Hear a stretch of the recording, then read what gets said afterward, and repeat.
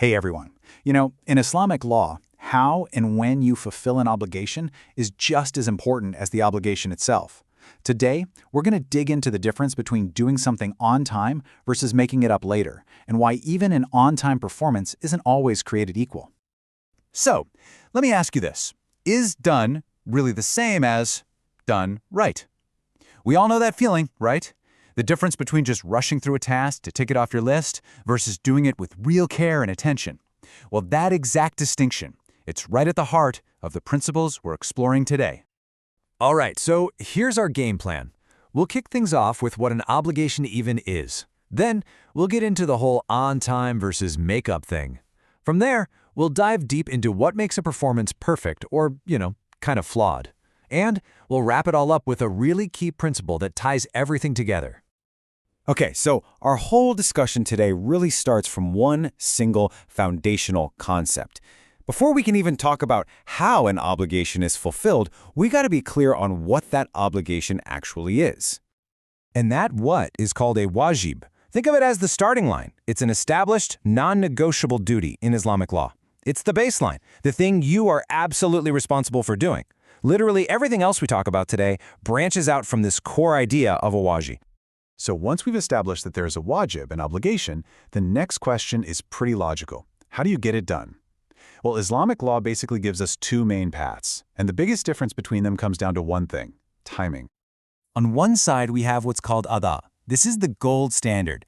It means doing your duty exactly as you're supposed to within the specific time it's meant to be done. And on the other side, we have qada. This is essentially the makeup session. It's fulfilling a similar duty, but only after that original deadline has already passed. So on time versus makeup, that's the key.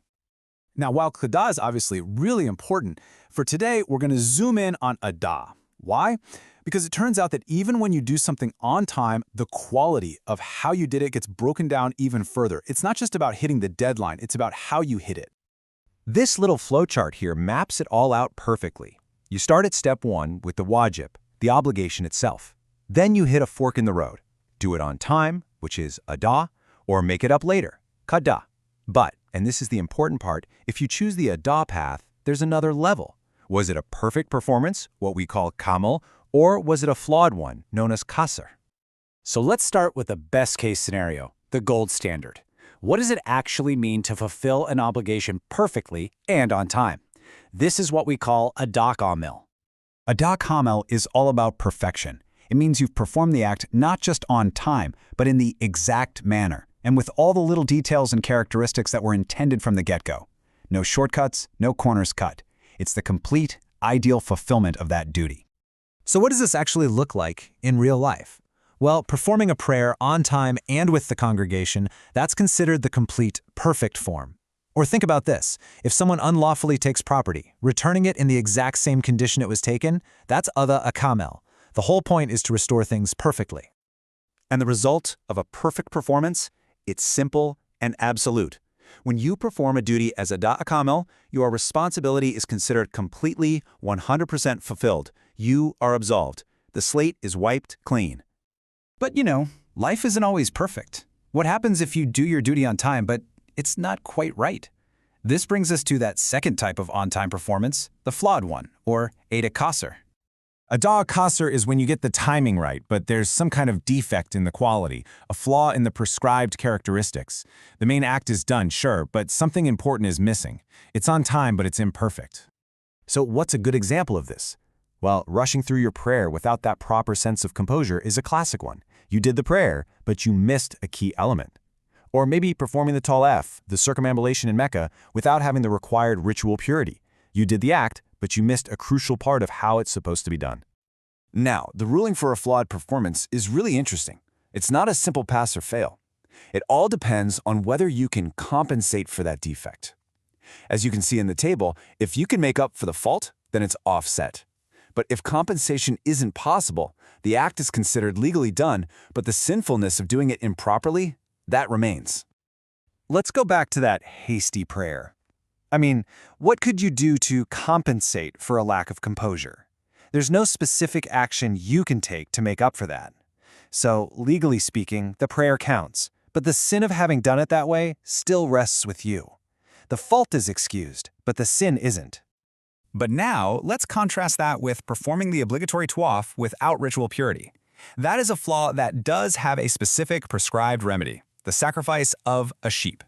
Once that compensation is made, the flaw in that original act is considered fixed. Okay, so we've got on-time perfect, on-time flawed, and the makeup performance. But which one takes priority? Is there a hierarchy? Absolutely.